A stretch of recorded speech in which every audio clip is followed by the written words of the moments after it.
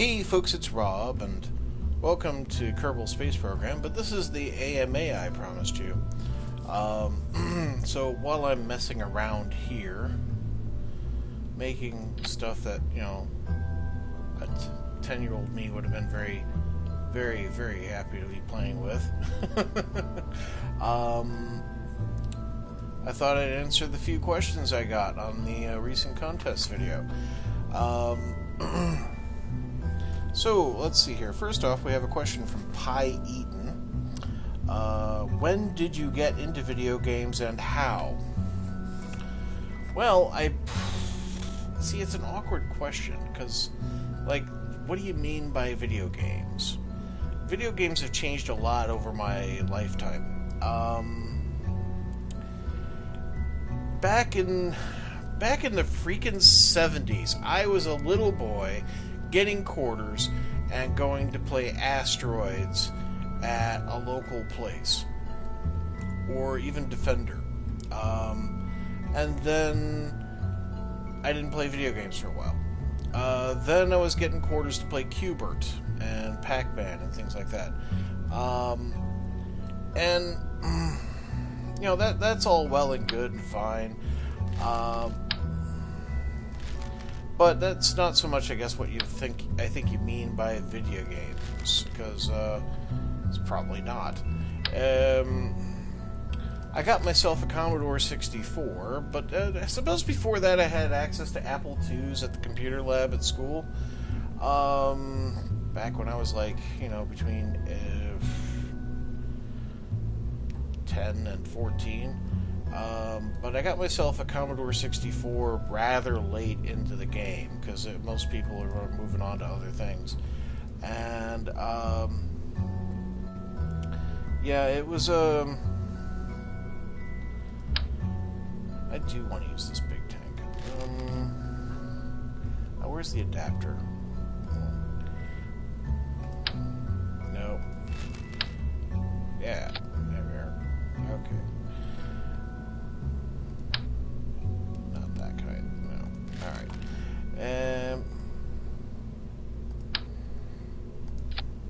On the whole, Commodore 64, my friends got me into Commodore 64. My brand new best friends in high school got me into playing with Commodore 64, and my friend Eric had a PC, a 286, and there was PCs at the school lab, but I didn't do much with them. So I had a Commodore 64 and I had a 1541 disk drive, and eventually I started out with the freaking tape drive, because that's all I could afford to start out with. But eventually if you've ever spent a half hour loading a game just to fail, play Ghosts and Goblins, you'll want to get the disk drive. So eventually, I got myself into that, and also eventually my cousin Linda destroyed my Commodore 64 by plugging in the plug that could only go in one way, by plugging it in the wrong way.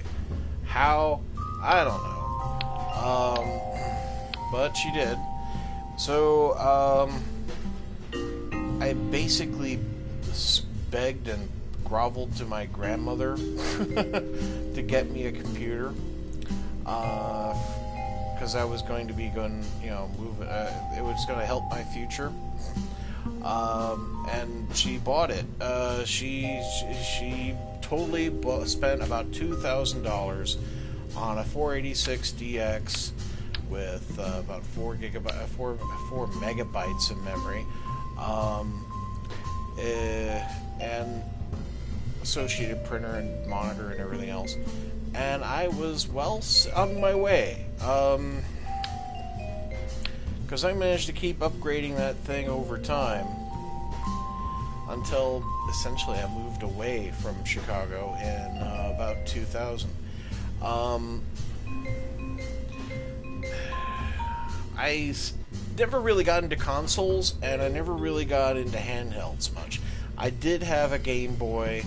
I had a Tetris cartridge for it, and that is it. I just played Tetris on it when I was on the bus or on a subway train.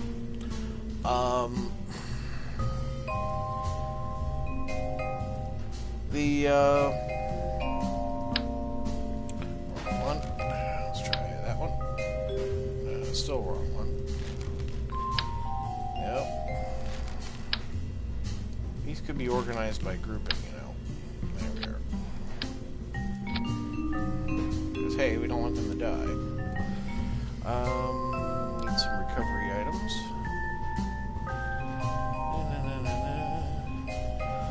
So yeah, never got into Nintendo, never got into PlayStation. My first proper console that wasn't like some Pong ripoff was that I picked up at a garage sale. Totally, I picked up like a used ColecoVision or Odyssey or something like that. I remember, but I never really played those things. I guess the first console was a Wii,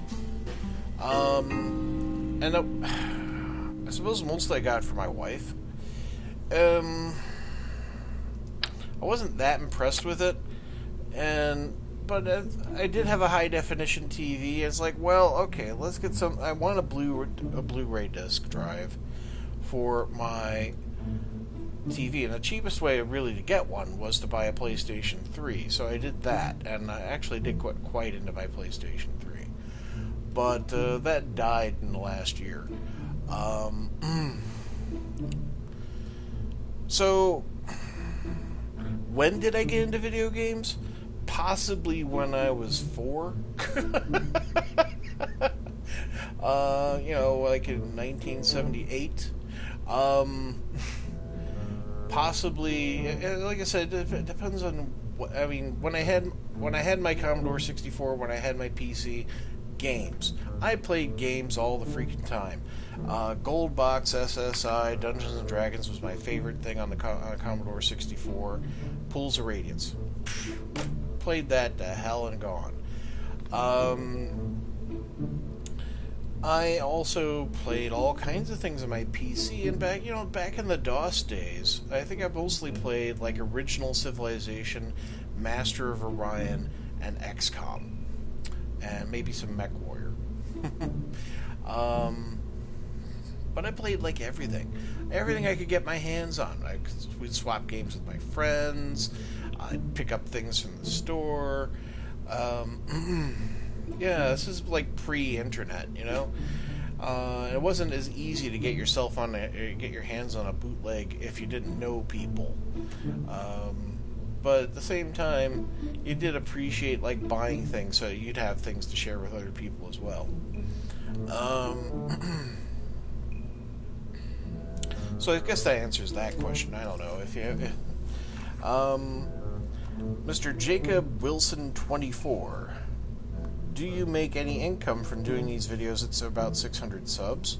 I've always avoided monetization, but wonder how lucrative it might be for content creators.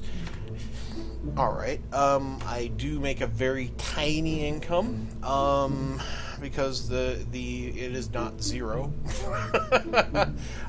Is it anything that you could possibly live off of? Not in any Western country. No,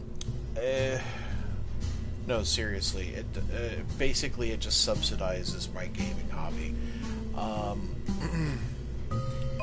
The main reason I ever put monetization on in the first place is because I wanted to recover the cost of like the capture software, the editing suite, that kind of stuff. And I totally understand if people don't want to watch the adverts. I appreciate it if you don't use ad block, but you know, if you go ahead, I have no qualms at all if you go ahead and hit and skip. And I totally understand about all those leading political ads that were running for a while. I was sick to death of them too. And I certainly got tired of seeing Best Buy all the freaking time. But you couldn't skip those.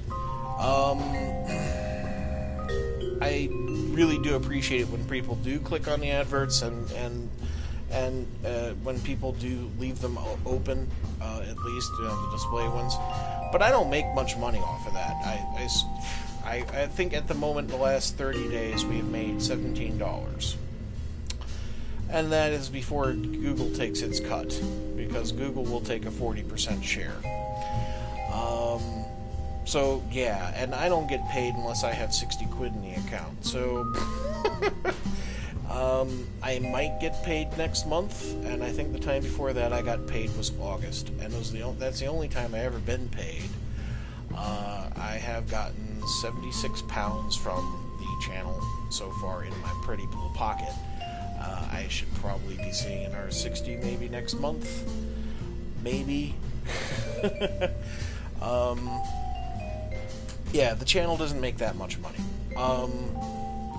Would I like it to make some more money? Hell yes, because I'm unemployed. I am living in my sister's house after the breakup of my marriage, and because she lives in the suburban dystopia that is modern United States, I really can't get anywhere to go and get a job. I don't have a driver's license currently, I don't have a car, and there is no public transportation for me to get around with. So, unless I'm going to work for one of my neighbors, there isn't much in the way of options for me. And, so, yeah, basically, the income I'm seeing from this helps keep the channel going, okay?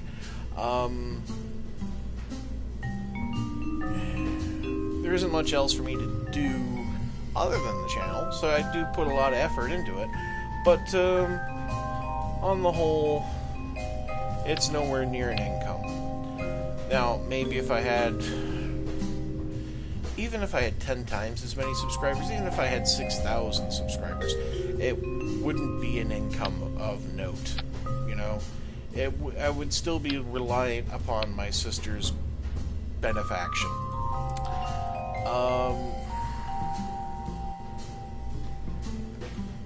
Does that feel great? No. Would I like that to change? Yes, I would. Would I like it to be through the channel itself? Hell yeah. I mean, if I could get even a basic income from doing this channel, I will do this channel. Okay? I love playing games. I love mixing with you people, communicating with you. I love being part of games. My cousin Chris, who's in the Hearthstone series that you just went out, he's a developer. He actually writes games, you know, and he's had a history of employment, like working for Sony and other companies. And I'm not allowed to talk about what he does, where he works right now, what exactly he's working on. But you know, he writes games for a living. I am not a coder. I learned some basic programming languages way back in the ancient dark ages of DOS and such. I don't have relevant skill. So, my main focus in skills, in working skills, is offices and customer services. Also have dash of security and quite a strong strength in banking. And where I'm living, I'm fucking useless. So that's kind of why we have monetization, and that's also how lucrative it is. It's not very. I guess the last question I have here, and I guess I've kind of answered it in a roundabout way so far, is from Lucas VD. How old are you? Well, I'm 40. I'll be 41 next year. Yeah, it sucks getting older. You don't... Where are the... Oh, yes, here we are. Good, I want that on there. Thank you.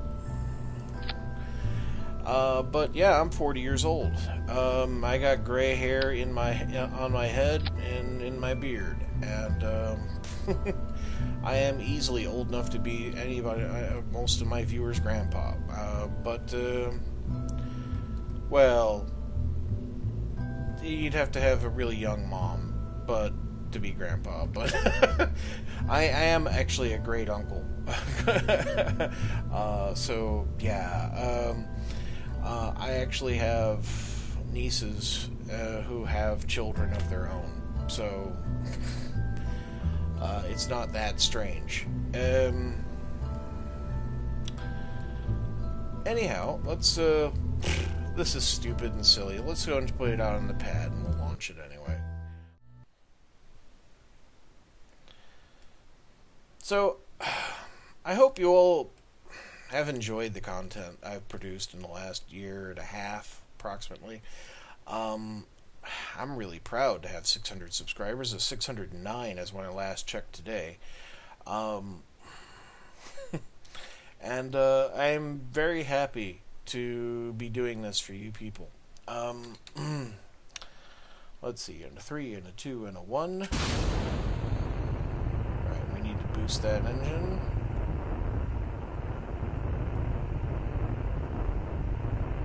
Nah, well, we're doing pretty good, actually. Not accelerating too hard. I wonder if I should play it seriously or play it for fun. I mean, all you can do is, like, come back. But, this is flying better than I thought it would. Those heavy lift engines are really heavy. They're really strong.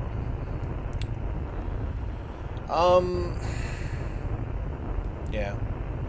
Thank you all very much for watching my videos. And for those of you who do participate in the advertising content, thank you very much. You are helping to pay for the channel.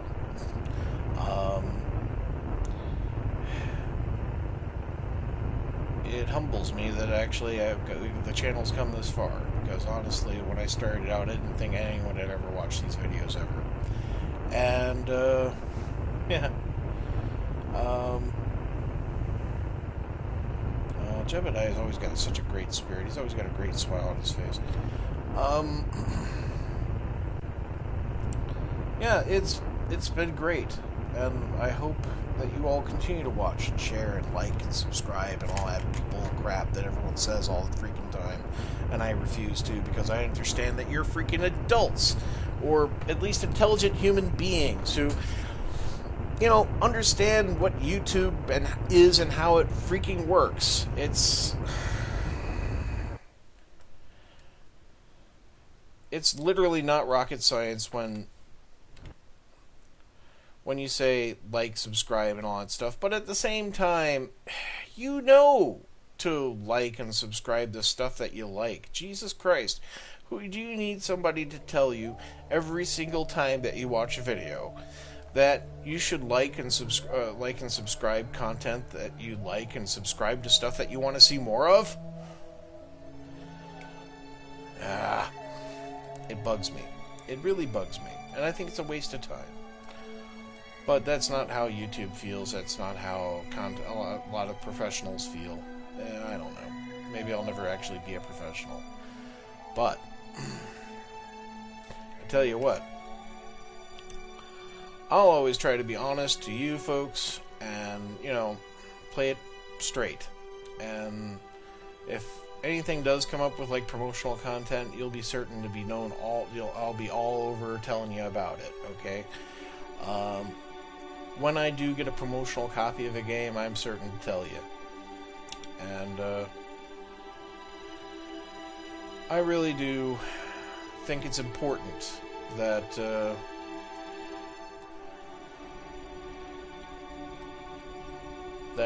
you have integrity in what you do. And, in this merry holiday season, it's more important than ever to just be good. You know, like I told my nephew recently, you don't have to make me proud. I'm already proud of you. He recently joined the Army. He's now a private turner. And I'm proud to bust over him.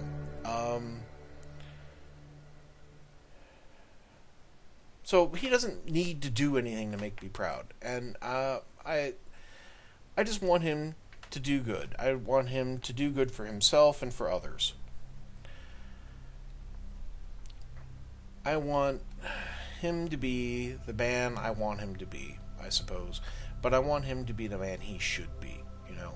You just try to do what you can. Be a good person to others, to yourself. And I suppose with that, that's our message for this season. Merry Christmas to all of you, and a Happy New Year. And really, thank you. I cannot thank you enough from the bottom of my heart. May you all have a very great day. Thank you very much for watching. Goodbye.